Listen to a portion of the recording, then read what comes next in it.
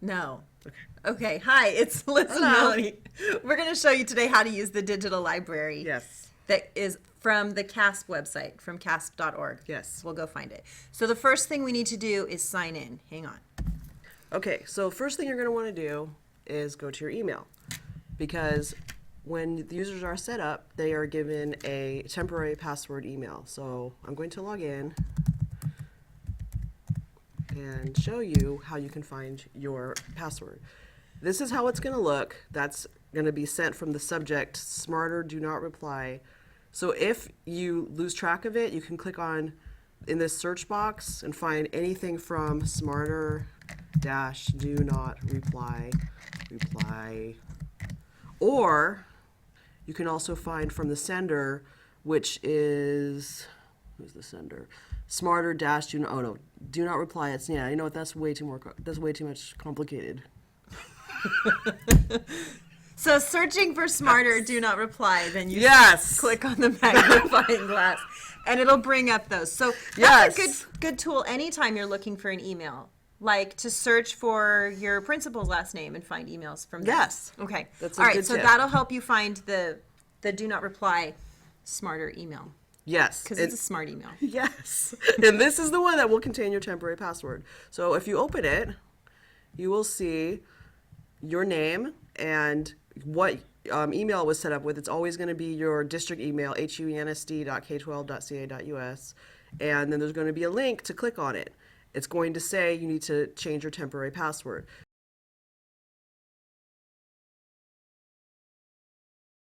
Your temporary password is right up here on the first line. It's some weird code with letters and numbers that don't make any sense. So the way I do it is I just click in the beginning, drag over to the end, make sure you don't include a space, just at the very end.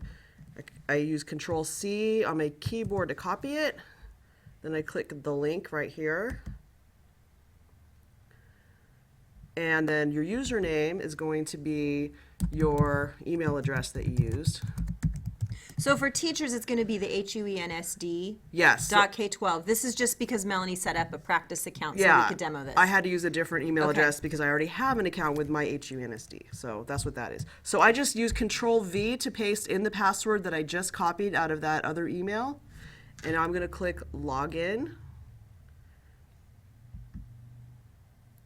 It says password must be reset. So I'm going to Control V again in this to paste that old password in, and then I'm going to make a new password. You can make it your district password if you want to, for consistency. It has to be 6 characters. So again, if you wanted to use your district password, repeat the last 2. I think the district password's probably a really good idea. Right, exactly. So that's mine. I'm going to repeat the last 2. You don't even have to repeat the last 2. Yes, you do. No, Oh, just you're 6. right. So you can I just regularly know how to use your count. district. Sometimes. You to don't get- even have to do the last 2. I wasn't counting right. I can just do the regular one. Yep. And it totally works. Okay, and I'm going to click Submit. And then it wants to know security questions. So that way someone can't pretend to log in as me. So as you're going to do security questions, you might want to write them down so you know what your answers are. This is only in case you forget your password. If you forget your password after you've done this the first time, there was a link that said forgot password. Forgot password. The way it's going to give you the chance to get a new password is it's going to ask you one of these security questions. So you have to remember what you wrote here. So what am I going to answer? What city or town was your first job? I think you have to. You click which one you want to choose, and then you answer it. You put in an answer, yeah. So I can say Port Hueneme. Not really my first job, but I'll remember it because I'm already in Port Hueneme. Click Save, and it should just let you write in. Oh, you have to choose your terms of Hang on. service. We should pause the video so we can read all the terms of service, because I always read them But you know all what, before I though? accept. The thing is, if you don't accept the terms of service, Yeah. they won't even let you in. So Oh. I'm just going to sign my life away. Okay, this is not legally what you're supposed to do, No, but don't sign your life away. So just because we're speed readers, the terms of service are basically saying this isn't secure information, but you can't use it outside of a classroom setting. So any resources you get from the digital library, use them with your students, but don't like post them on a website or something so other people can have access to them. Wow, I didn't even know all those things. Uh-huh. That's really good that you know that. Yeah. Thank you. Sometimes I learn this stuff. The other thing, hang on, now I lost my train of thought. Oh, well, I'll remember it later. You All sure? right, go ahead. I was going to agree to the terms of service. You can agree. Are we sure we You can understand? agree. Go for it. Okay. I agree. And it says I can download it if I want to save that for later, but there has to be. Is there a link? There has to be. Scroll When I down. Click. Yeah. Scroll down Keep going. to the end. Oh, I know what I was going to say. You didn't grab the. Hold on. What I There was it going to say is the digital library is actually, it costs money, but the state of California, the California Department of Education purchased it so that all teachers will have access to it.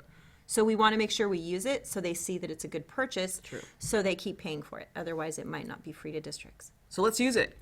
That's the plan. Yeah. All right, so continue to digital library. Continue.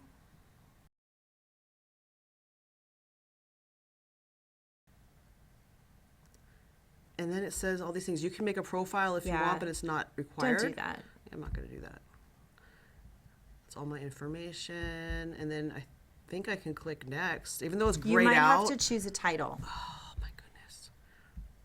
What is my title? I'm going to say other for right now, but you guys can say. Teachers up there. You were just Is on it. where? Oh, Right below. teacher. Yeah. Most There's no people will ninja choose category teacher. now. Well, We'll do other for ninja. Other. Other for ninja. Okay. Okay. Thank you. Next. That was good. That was coordinated. Okay. Now, in this section, you're putting in information. It might seem like you want to skip it, but put in some of the things because that will help filter your searching. Yeah. So just okay. choose a couple. You can choose as many as you want. But what it's going to do, I mean, obviously you don't want like high school chemistry resources, but a high school chemistry teacher probably doesn't want kindergarten letter sound stuff either. But does it limit you to No, not at all. What you're going to have available? No.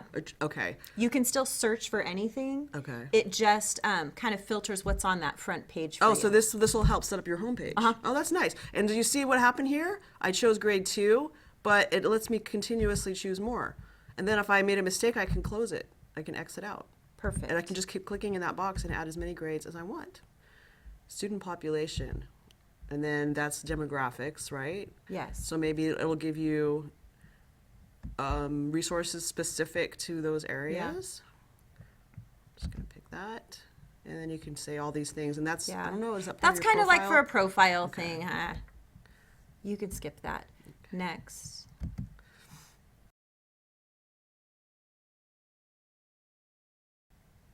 I hope nobody has to teach second graders and fifth graders at the same time. One room schoolhouse. What is this part? Visitability. So that's just what you can show in your profile. You can skip that. Okay. Shown to all. Can you uncheck those? These fields will be shown to all users. Your name, your title. Yeah. No, it doesn't let you Okay. unchoose that. So maybe that's if you're adding resources, but I don't think we're planning on doing that anytime soon. But that's also if people are looking at each other's profiles. Yeah. Click preview. And that just shows you what your profile is going to look like. That's bedhead guy. All right, so go ahead and done. The gonna good news click is you done. don't have to go through this every time. This Yeah. is just the first time Exactly. you're setting up your account. So I click done. And then this is their homepage. Okay? And now this is going to show you what you Perfect. can do there. All right, we're going to pause for a sec. All right, so we just logged out of the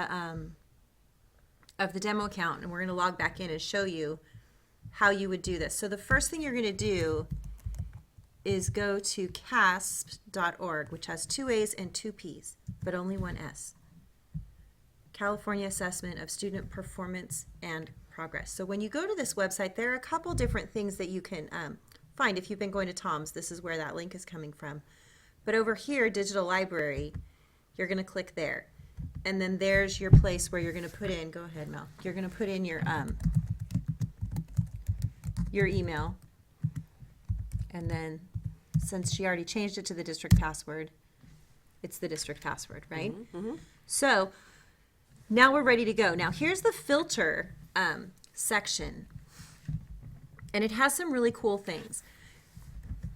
The first thing, you can filter by subject. So if you're just looking for one thing, I'm going to look for language arts. Oops. Now if you notice there's that plus sign, I can filter specifically for, I'm looking for just reading informational text. Will it let me? Yes. And I want just 4th grade, we'll say.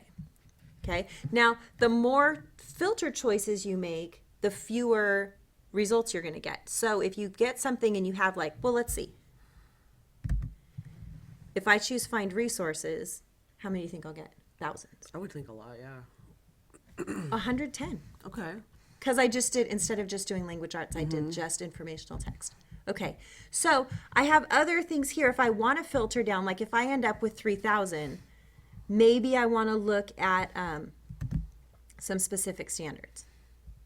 Okay, and you can just go in. I said 4th grade, right? Mm-hmm. And then I did informational text.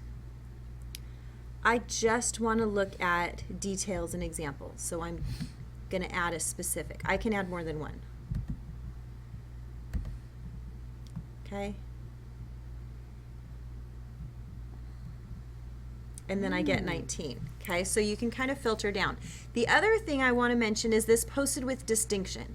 If there's a resource that has many high ratings or they've reviewed it, they post it with distinction, and the way you know is by this green check mark. So I'm scrolling through all of them. I see this green check mark one and go, ooh, that one's a really good one that's already been evaluated. That doesn't mean it's the only good one. It just means it's been evaluated. So if I check posted with distinction only, it's going to refilter. I can tell it's working because if you can see the little spinning thing up on the tab, now all the ones I have that check mark. So these are the tried and true, really good ones. Okay. Now, any one of these you can open up. I can see this is a document and a presentation. So it tells you what kind of resources are there. It tells you how many people have looked at it and how many people have downloaded it. Okay. I want to try now. I'll also mention while I'm scrolling through this, these aren't only lesson things. There are instructional videos, there are teaching strategies. You can search for all kinds of things. So let's say I'm looking at this close reading strategy, read like a detective. Oops, I scrolled too far. You can look through the resource. You can see if you like it. You can download the PDF. Down here, there's a summary. Collaboration. Okay, I think this automatically creates these 2 threads on every resource. So check the number of posts. If it says 0 posts, then nobody's added commentary, and I'm sure you can imagine why. When I come in here to look for lesson ideas, I'm not going to stop and post stuff unless I need to. Here's an important thing that you should remember, though. It's really hard to find the same resource more than once. For example, I found a story. It was The Wolf You Feed, and I really liked the lesson.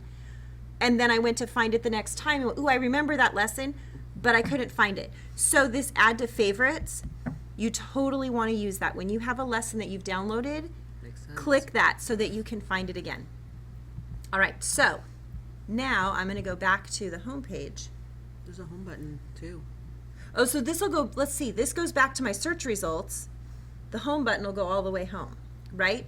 And then favorites are right up here. So I can click there and I can see there's that lesson that I just found that I favorited.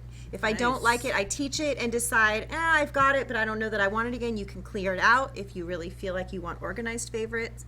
But that's my big recommendation. As you're finding resources, I didn't mean to. Yeah. Oh well. Don't click the trash can by accident, because then it's gone.